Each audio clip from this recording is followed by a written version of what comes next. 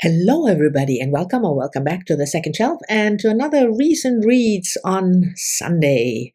And a dreary Sunday it is. And happy 1st of Advent if you celebrate, especially my friends in Germany.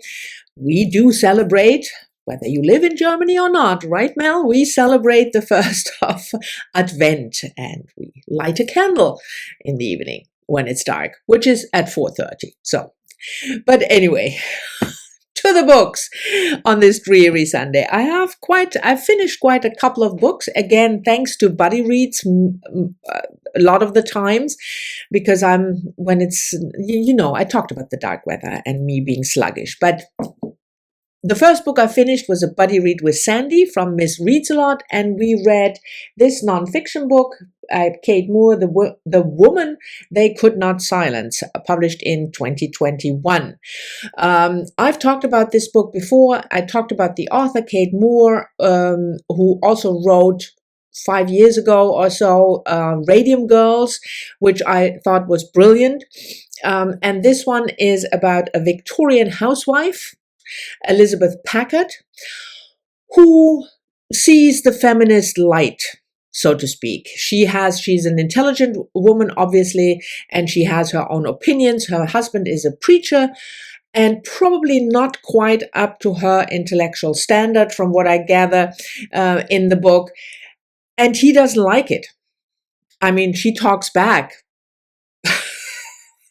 What an insult. So he commits her to an asylum as being insane. So this is the story of her being committed to the asylum and what she does in order to get out, and how difficult it was. Spoiler alert, she gets out in the end, and she has quite some impact on the laws, how you could commit somebody to an asylum, especially a married woman, because back during that time in Victorian age, it was enough that the husband just said, I want her committed.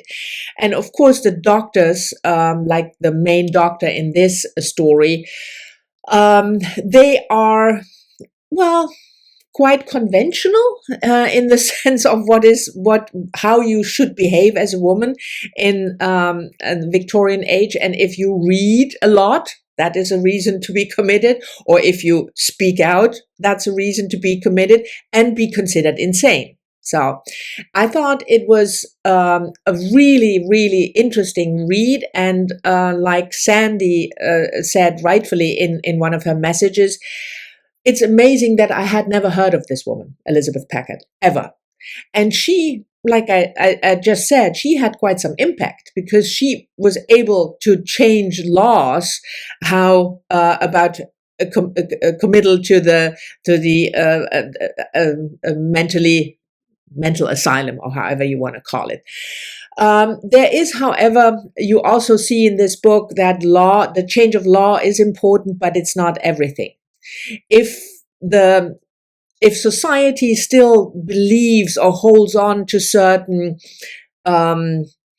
ideas about what makes a woman insane, that will influence how the law is interpreted. That's all I'm going to say. I can highly recommend this, even though it seems it not only seems, it is quite big, but it reads really, really fast. I mean, Sandy and I, we thought we would do that over the course of the whole month or something, and we read it in not even 2 weeks. So yes.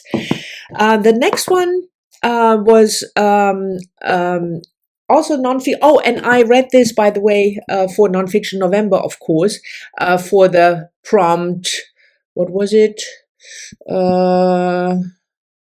Record. Yeah, it's a record in the sense that she breaks barriers, but it's also record in the sense to record.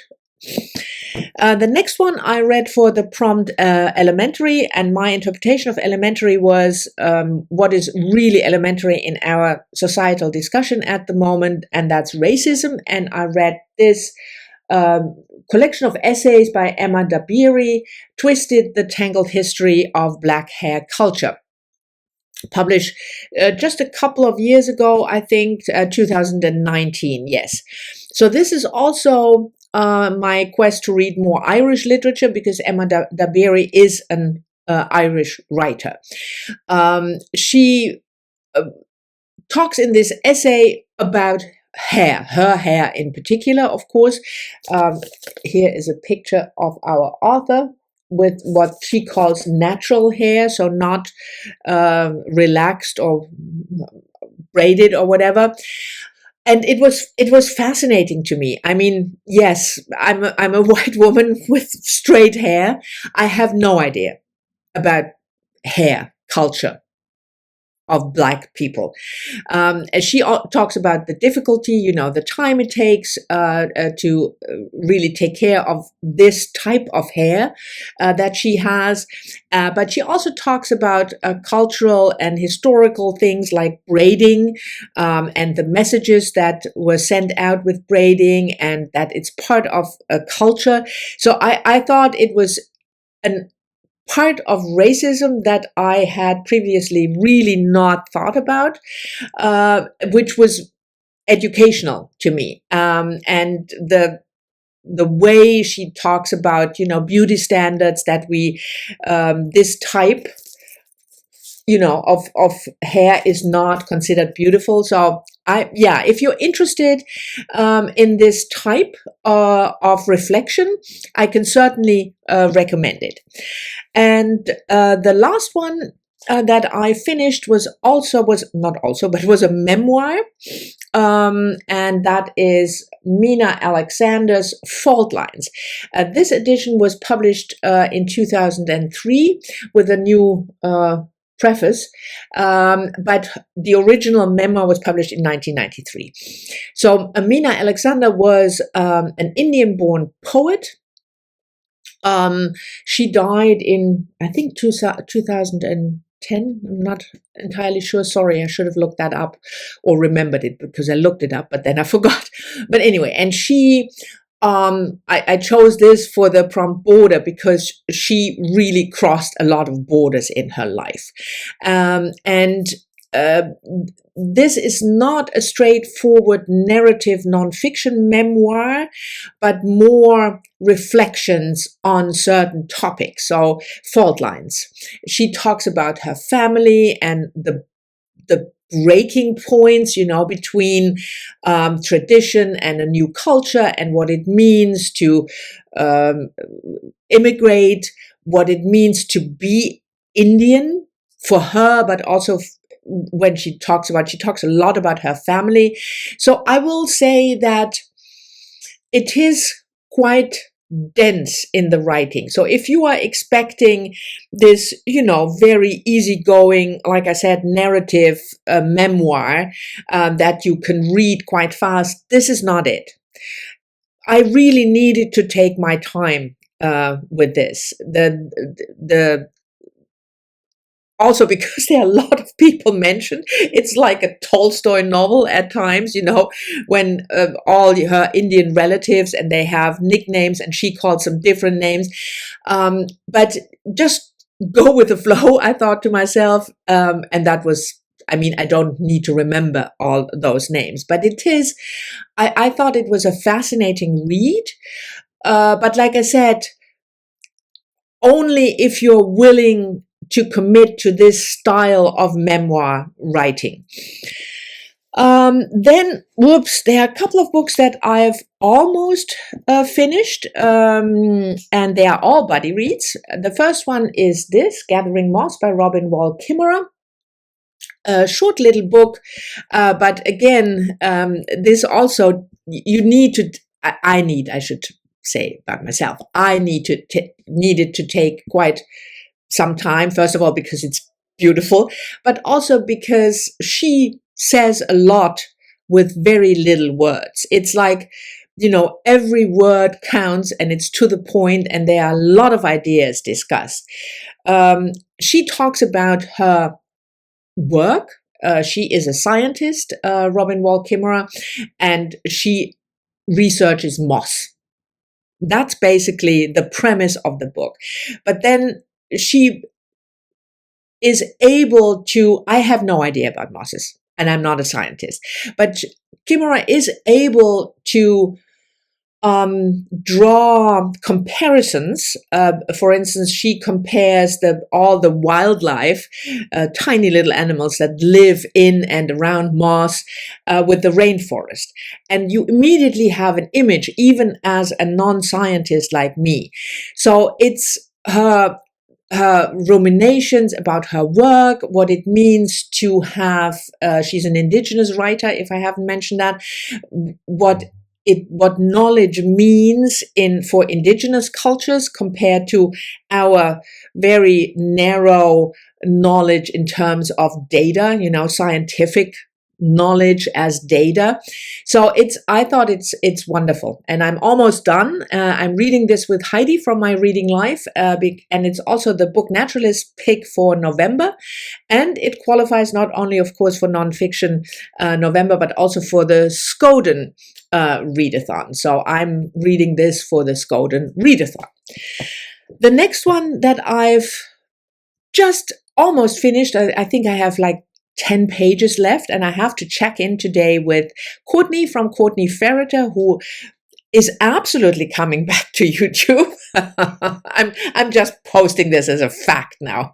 And we're reading stories by Bharati Mukherjee, The Middleman, and Other Stories.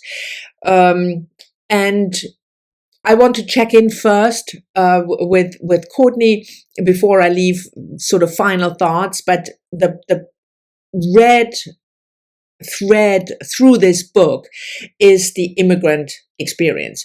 All the stories have at the center an immigrant, not necessarily from India. Bharati Mukherjee is from India but lived in the US, but also from the Philippines, from Trinidad, from other countries all over the world, non-Western immigrants. Let's put it like that. And she looks at that experience and then makes a story around it. And this was my phone, but we are just going to ignore it because I'm not going to refilm this.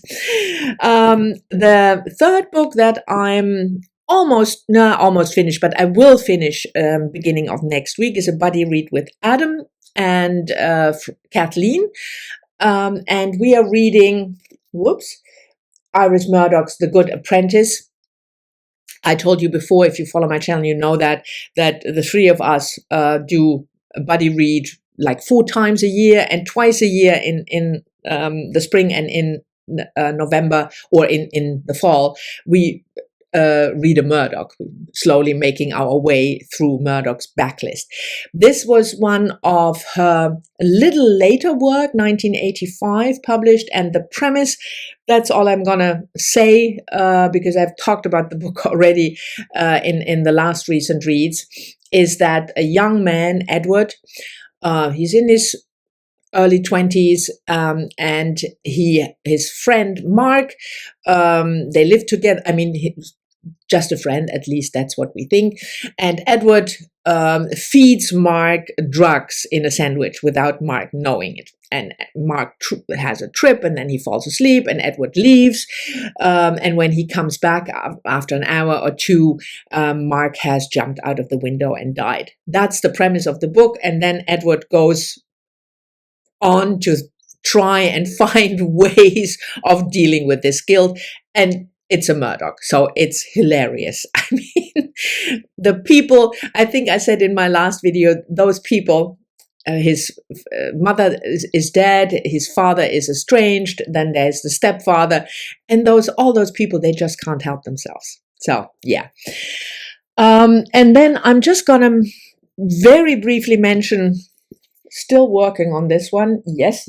I know I don't have to, but it's growing on me. I have to say, it's really growing on me. I might end up really liking it. Who knows? Me and poetry. And with Karen from RecentReads, I'm working my way through The Golden Notebook by Doris Lessing, one of her most famous books, considered a feminist modern classic. And I think I said that before. I read The Notebook when I was way too young, in my late teens, and in a German translation. So I'm not even counting this as a reread, but we are taking it slow. So we are not yet even halfway through. So I'm going to most likely going to take this over to December. And we'll finish it in December. I haven't started anything. I think I have quite the stack to work on at the moment. And when I'm like almost finished with books, I just want to get it moving and not starting anything new that will distract me. But I have a couple of books lined up, so to speak, when I'm done with The Gathering Moss and The Murdoch and The Middleman. I will most likely just pick one of those that are, looking at me, telling me, pick me. We'll see. I'll tell you next time. Anyway, this was my recent reads on Sunday. Thank you very much for watching. I hope you've enjoyed it. As always, I'm very much looking forward to your comments, and I'll see you all soon in the next one.